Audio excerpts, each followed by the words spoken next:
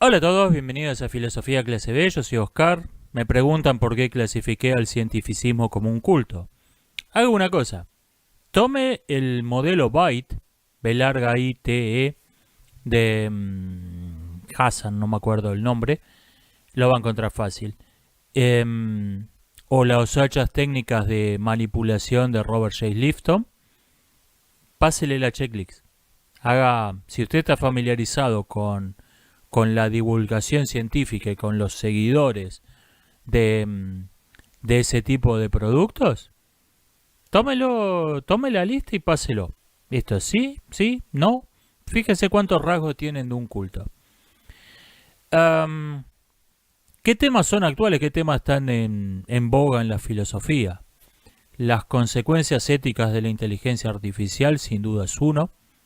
¿Qué es un ser humano? Muy vinculado al primero. Y qué es la ciencia, cuáles son los fundamentos del método científico. Estos son los temas que me parece que están más candentes en la discusión filosófica de hoy. Me dicen que leer discusiones que están terminadas es un buen ejercicio intelectual. Leerlos como si uno fuera un contemporáneo, porque lee los argumentos a favor, en contra, como lo hizo la gente del momento, que no es lo mismo que leer verdades digeridas en un manual de filosofía. Me dicen que hay buenos, por ejemplo, demostrar que la Tierra es una esfera es un buen ejercicio. Sí, sí, esto es una de las cosas. Este es uno de los puntos fuertes que tiene ser autodidacta. Esto es verdad. Pero sí, el que haya pasado toda la vida leyendo manuales donde ya le dan, bueno, los que tenían razón eran estos, termina teniendo esta actitud que cuando fue la moda del terraplanismo la vi en los antiterraplanistas, que hubo tantos canales antiterraplanistas como terraplanistas, esta actitud de eran todos tontos, antes la gente creía que la Tierra era plana porque eran todos tontos y después vinimos nosotros, que no sé por qué la Tierra es esfera, pero nací cuando ya se sabe que la Tierra es una esfera, así que yo soy mucho más listo que Arquímedes, que todos esos tipos. Porque nací después y sé que la Tierra era una esfera. Toda esa gente eran tontos, no como yo. ¿Y qué pasa? Cuando estos tipos se ponen a demostrar que la Tierra es una esfera, suponiendo que es la cosa más fácil del mundo, porque toda la gente que creyó por siglos que la Tierra era plana eran todos tontos, y él los va a refutar así, se encuentra con que no es tan obvio que la Tierra es una esfera.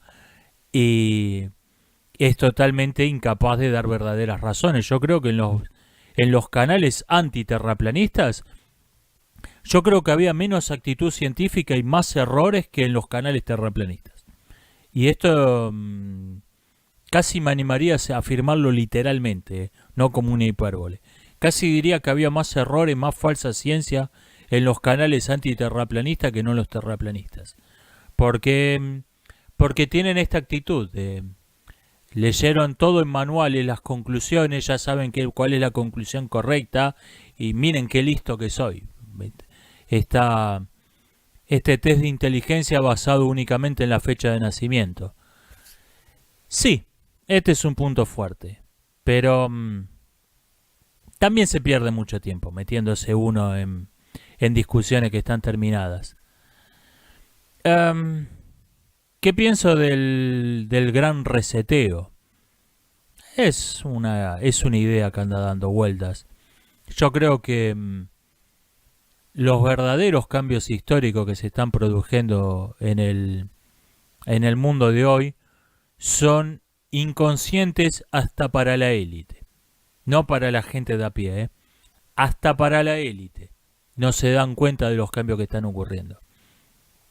Y entonces te aparecen cosas como el gran reseteo, que es lo que creen ellos que están cambiando, es la dirección en la que creen ellos que van.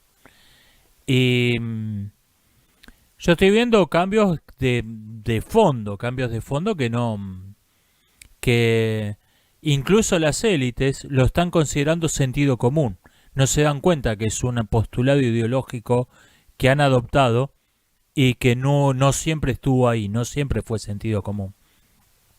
Por ejemplo, la verdadera causa de la escasez de gasolina que hubo esta semana en varios países debido a delincuentes comunes que hackearon cierto programa informático y extorsionaron a una compañía, y esto provocó una crisis porque por el hecho de que estaban hackeadas las computadoras, las estaciones de servicio no podían vender gasolina. Y la verdadera causa de esto fue que la reacción espontánea de esta compañía fue: vamos a negociar con los criminales, vamos a negociar con los terroristas. ¿Por qué? Por las pacíficas protestas de 2020 e incluso de 2021. La gente adoptó la mentalidad propia, y me refiero a la gente, me refiero a compañías que facturan miles de millones de dólares. Adoptó la mentalidad propia de una sociedad feudal. Saben que no hay un sistema de justicia, saben que no hay un Estado. Si hay un Estado, el Estado no te va a defender. Estás solo. Da lo mismo negociar con una empresa que con un grupo criminal. Es todo igual. Da lo mismo que sea cura, colchonero, rey de basto, caradura, polizón. Es todo lo mismo. Tienen esta mentalidad que es propia de las edades oscuras, es propia de las épocas feudales, y vemos que fue la reacción espontánea. Ni se les ocurrió actuar de otro modo a esta compañía. Y ese me parece que es el verdadero cambio que está ocurriendo, no el gran reseteo y todas estas cosas que son fantasías de ellos. ¿No es paradójico que los progresistas sean regresistas? No.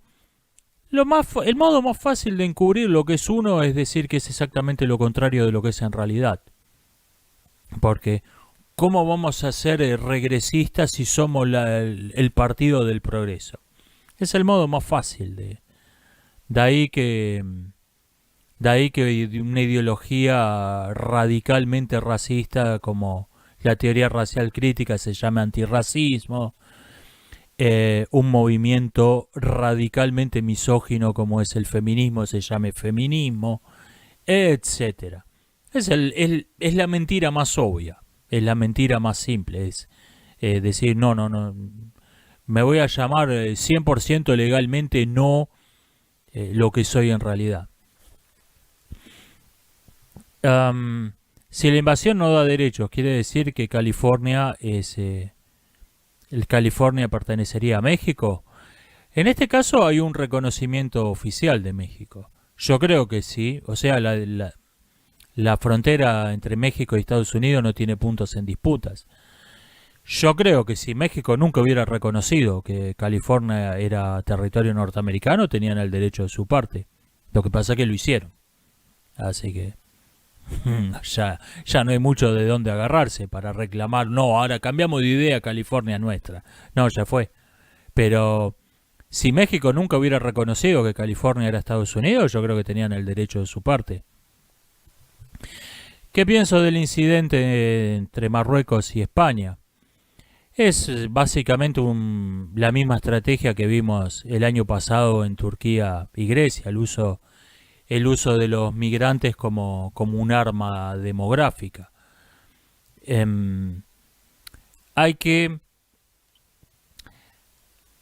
Hay un error en el castellano. Un arma no es una cosa. Un arma no es un objeto. Un arma es un verbo. Algo se armifica. Este verbo no se usa en castellano, pero existe en inglés. Weaponizing es un verbo que se usa bastante y debería adoptarse en castellano, deberíamos adoptarlo. Un arma es un uso de una cosa, es un verbo un arma, no es un sustantivo, no es una cosa, no es un objeto. Hay cosas, hay instrumentos que están diseñados con el propósito explícito de ser usados como armas. Sí, pero el arma no es una cosa, el arma es un uso de una cosa. En este caso, Marruecos usó la migración como un arma para hacerle la guerra indirectamente a España. Usó la misma estrategia Turquía para hacer una guerra, el mismo tipo de guerra contra Grecia el año pasado, o en 2019, no recuerdo. Y una variante un poco más disimulada, un poco más hipócrita, la usa la Unión Europea para crearle problemas o para amenazar con crearle problemas a sus estados vasallos. Y es una estrategia muy antipática, pero en este caso estuvo acompañada de una fuerte propaganda que pintó en los más media y en las redes sociales, pintó el desastre humanitario provocado por el gobierno de Marruecos, 100% por culpa del gobierno de Marruecos, lo pintó como si fuese culpa de España. Eh, te difundieron por todas partes esta escena de esta mujer blanca abrazándose con el negro, el, el oprimido racial y la oprimida por la cultura patriarcal en contra del malvado hombre blanco de una sociedad heteropatriarcal como España. Esto no sé si es... no creo que haya estado la monarquía de Marruecos detrás de esta propaganda. Creo que es simplemente la propaganda de rutina anti-occidental y muy especialmente anti-española, propia de la Unión Europea, que simplemente funcionaron como idiotas útiles para lavar la imagen del régimen marroquí, que quedaron como... Si no quedaron como los buenos, quedaron simplemente como nada, no se los ignoró olímpicamente, como si esto hubiese sido un desastre natural y no algo que provocaron intencionalmente. Un gobierno lo provocó totalmente, esta crisis humanitaria fue algo totalmente artificial, totalmente manufacturado.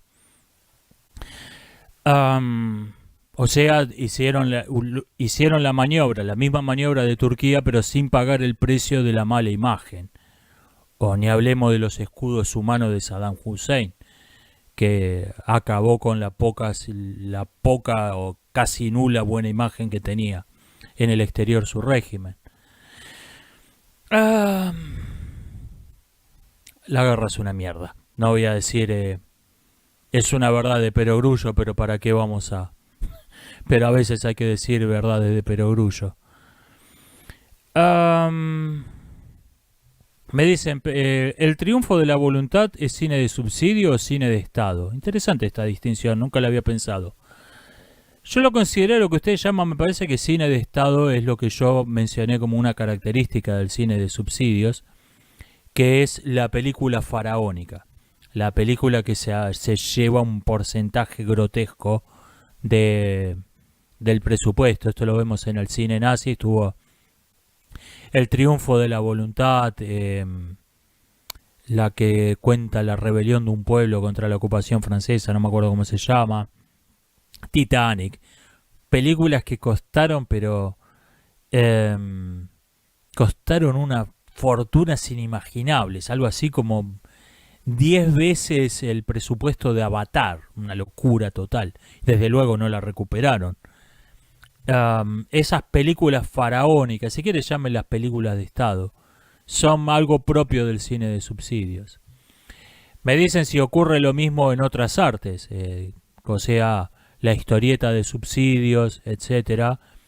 Sí, sí, porque es el subsidio la causa, no es la cultura, no es la religión, no es el funcionamiento propio del subsidio lo que crea esta dinámica. Por eso si tiene la misma característica en la Unión Soviética, en Irán, en Argentina, el cine de subsidios. La historia no hace predicciones, por lo tanto es una pseudociencia. No. Sí, cierta historia, cuando alguien propone leyes de la historia, ejemplo Marx o Malthus, y esas predicciones no se cumplen y empiezan, no, en realidad la predicción sí se cumplió, lo que pasa que hay que reinterpretar la teoría, eso es una pseudociencia de libro, de manual. Pero hay otros historiadores que no tienen esa pretensión, historiadores que simplemente te dicen, pasó esto, pasó esto, pasó esto, pasó esto, ven la historia no como una ciencia, sino como un trabajo de erudición. Y en ese caso mal puede ser una pseudociencia lo que no pretende ser una ciencia. Y voy a ir cortando por acá. Nos estamos viendo hasta la próxima. Buen fin de semana para todos.